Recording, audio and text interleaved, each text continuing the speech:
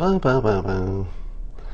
My background is not as cool, but on the plus side, my shirt is not inside out this time. So I think that's progress. Progress. Hey everybody, come on in. Hey Ron, Jen, Mike, Jerry, get in here and grab your coffee.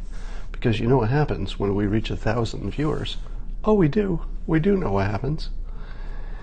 That's when the simultaneous sip happens. I apologize for my bad Wi-Fi connection, but I think we can get it done. As Chris Cuomo says, let's get after it. He almost makes that work. Almost, I say. All right. Raise your glass, your mug, your, hey Jack, your vessel, your cup, and drink.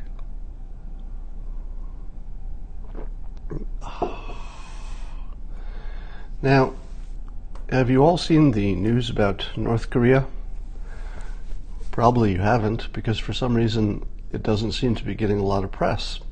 Maybe it takes a while for people to wake up and start writing. But doesn't it look like something really good happened in North Korea recently?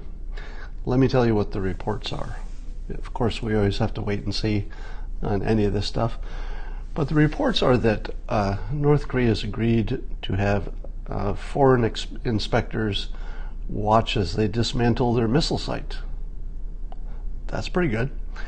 And they have agreed to do some commerce with the South, and they have agreed to attempt to win the Olympics for 2032. Now, do you remember I was telling you that it would be a good idea for them to make very long-term plans for reunification, and you do it in one little step at a time? And so saying that they're going to work together to get the Olympics in 2032 is a nice long-term, get each other a little bit pregnant, crawl in the right direction sort of a thing. Yes, I've allowed Nancy back. Nancy is back. Everybody say hi to Nancy. We missed you, Nancy. We'll never make that mistake again.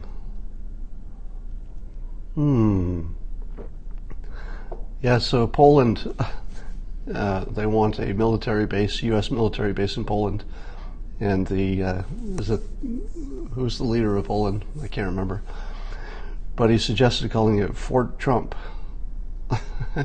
And I thought, okay, he's being very clever because he thinks Trump likes to have things named after him.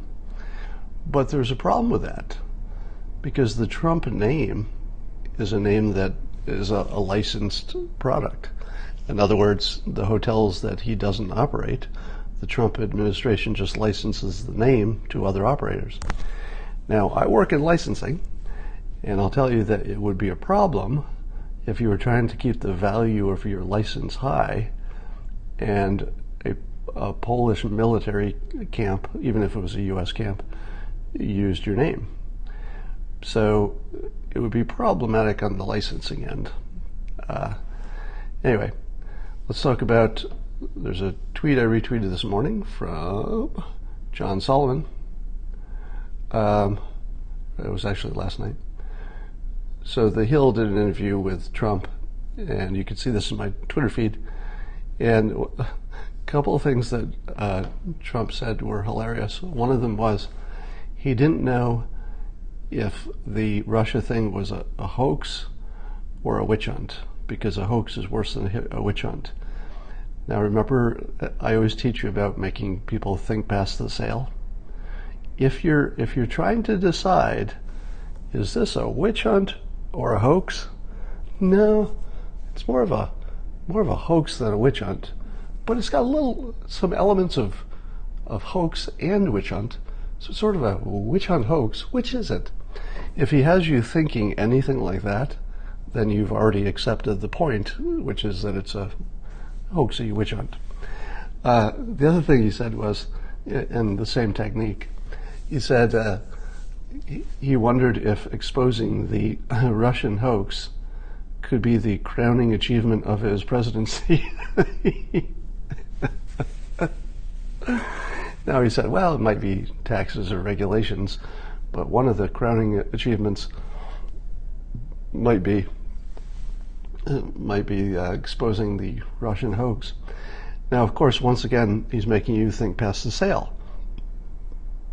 The sale, is it a crowning achievement or is it not? But if you're thinking about that, you've already accepted that it's a hoax. So he did it twice in one interview. It was pretty outstanding in terms of persuasion. All right.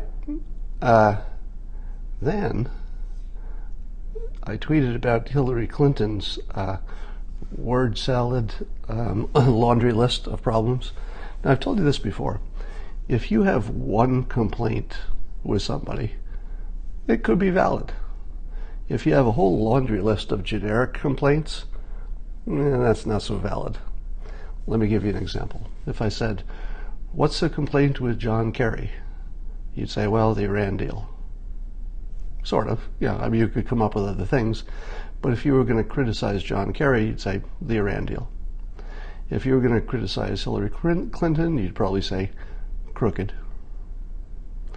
And you can go down the line and you find that the people that really have a problem have one main thing that you can talk about that's really a killing insult. Yeah, there's always Benghazi and some other things, but they're not as effective apparently in moving the public. But then Hillary Clinton comes up with this tweet. She says, I'll read it first, then I'll break it down. Donald Trump refuses to be subject to the law. The legitimacy of our elections is in doubt. The president is waging war on the truth. The administration is undermining the national unity that makes democracy possible. And then there's the breathtaking corruption. Now she goes on for several tweets, but it's all the same kind of generic laundry list. But let's look at the first one. Donald Trump refuses to be subject to the law. He does? He does? What would be an example of a law that the president has broken? I can't think of any. In what way is he refusing to be subject to the law? There's an actual FBI investigation going on. How much more subject to the law could you be? The Supreme Court overruled his initial plan for immigration bans. How much more subject to the law can you be? As soon as the Supreme Court ruled, he had to work with it. So it's just crazy. The next one is the legitimacy of our elections is in doubt. By whom? The legitimacy of our elections is in doubt? Well, I know that Russia tried to fiddle with them, but there's no evidence they succeeded. The person who's putting the legitimacy of the election in doubt is Hillary. Hillary and her supporters are putting the election in doubt. So whether or not Russia did or did not do something, the entities that put it in doubt, the ones who question the legitimacy, is not Trump. It's not Trump supporters. That all comes from her side. Then the next one is the administration is undermining, no, let's see. The president is waging war on the truth. Well, what's that mean? I mean, it's a fancy way to say that he's not passing the fact-checking. To which I say, as I've said before, and that has translated into the real world in the following problems. How? Did it make the economy operate worse? No, it probably made the economy operate better, because he told everybody the economy was great, and economies work on expectations. I won't give you the full rant about accuracy and the truth, but let's say that no politician adheres to the truth. It just isn't a thing, you know. So to say that Trump in particular has a war on the truth, it just doesn't have much meaning. There's no bite to it. The administration is undermining the national unity that makes democracy possible. I'm pretty sure that's Hillary too. And I'm not doing one of these, whataboutism things. It's striking because her claims are so clearly describing the other side. There would be plenty of national unity if the winning side could get the losing side to agree to just play along and go with the process that worked the way the process is supposed to go. The group that won and then operated as though they won and is trying to make America great again, that's not exactly divisive. So it seems to me that everything that is blamed on the president for divisiveness is something that the people on Hillary's team thought up. And if they hadn't, and if they'd just been more productive, we wouldn't be having the conversation. And then there's the breathtaking corruption. What would be the example of that? I understand that there were cabinet members who did some bad things and they had to be dealt with. But in terms of Trump himself, I don't believe there's any claim. So she's doing the thing of accusing others of that which you are guilty. I never thought that was a thing, but sure looks like it here. Then see if, and then of course we're looking at a day when the North Korea thing is going great. Apparently Trump got Russia and Iran to not attack Idlib, which looked like it was a hotspot and a problem. So they're gonna cordon it off and make it some kind of a safe zone or something. So every time we turn around, it looks like Trump is doing the right stuff internationally, and the economy is zooming, and he hasn't rounded up any people and put them in concentration camps. So it's a tell when you have that many complaints that you have to make a laundry list, because that tells you that none of them are strong. If Trump actually did murder somebody on Fifth Avenue and it was on video, do you think they'd be talking about any of this other stuff? They wouldn't, because they'd finally have something that was real. So when people do the laundry list of vague accusations, it means they're out of ammo. She's out of ammo, people. The North Koreans are playing America.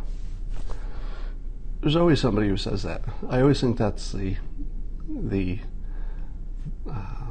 most simplistic analysis of North Korea, is that they're playing us like they always have before. There's nothing that we're observing that looks like what has happened before. And if it's true that they let people in to take a look at their missile site being torn apart, I'm going to say that's pretty real. That looks pretty real. And by the way, you don't look for war with a country that's looking to have economic cooperation and host the Olympics. He would have no reason for nukes. Kim Jong-un would have no reason for nukes if they do go ahead with reunification. So there's just no reason anymore. And that's something that Trump did that hadn't been done. He simply took their reason away. Project Veritas, I haven't seen it. Didn't get much news, whatever it was, or else I would have seen it. All right, I'm just looking at your... Yes, I did see Norm Macdonald's show. I enjoyed it. It's a weird little show. I can't even describe it, so you just have to watch it to see.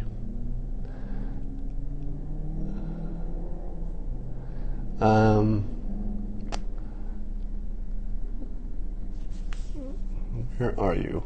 I'm in Vegas right now. I did not see Trump's press conference this morning.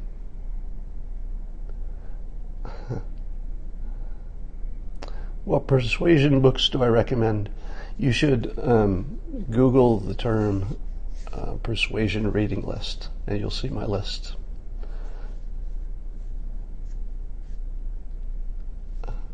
Oh, so it's also a good play that Trump is releasing all of these emails about or all the documents about the FISA, because he doesn't know what's in them. you don't, you don't release, documents if you're worried that it will be bad for you. So it's actually a really strong play for him to release stuff, and it's going to keep the news busy for who knows how long. There's another person saying Ford is lying. Nobody can know that. It's unknowable. The other tweet I retweeted this morning is somebody saying that if you think you're 100% sure that the Kavanaugh event happened, or if you think you're 100% sure that it didn't happen, those are the two irrational views. So if you have one of those views, you're totally sure some sexual assault happened, or you're totally sure nothing happened. Those are the two non-credible views. And given that we will never be able to know the truth, you have to default to the system. And the system says you're innocent until proven guilty. All right.